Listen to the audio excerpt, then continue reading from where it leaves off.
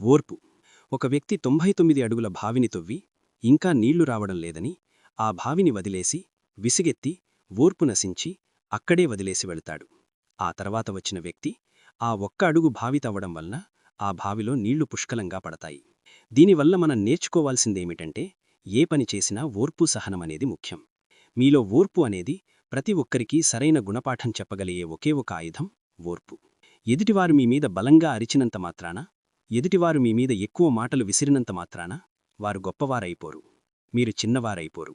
ఎదుటివారి సమాధానాలకు మీరు ఓర్పుగా ఉండి చెప్పవలసిన దానికి మాత్రమే సమాధానం చెప్పి, చెప్పవలసిన అవసరం లేని వాటిని వదిలేసి మీ పని మీరు చూసుకుంటే అరిసినవాడు పాతాళానికి పడిపోతారు. ఓర్పుగా ఉన్న మీరు ఆకాశానికి ఎదుగుతారు. అందువలన ఓర్పు అనేది ప్రతి వ్యక్తిలో ఉండవలసిన సహజమైన గుణం. ఓర్పు లేనిదే మనం ఏ పని చేసినా ముందుకు సాగదు. ఒక గొప్ప వ్యక్తి మాత్రమే నిదానంగా, ఓర్పుగా ఆలోచించి తను ఏమి అడుగు వేస్తున్నాడు, తను ఎటువైపు వెళుతున్నాడు, తను తీసుకున్న మార్గం మంచిదా కాదా అని ఆలోచించి దాంట్లోకి అడుగువేస్తాడు. అదే ఓర్పులేని వ్యక్తి ఒకరోజు 2 రోజులు పనిచేసి దాన్ని వదిలేసి ఆ పని పనికిరాదని ఇంకో పని మీదకి వెళతారు.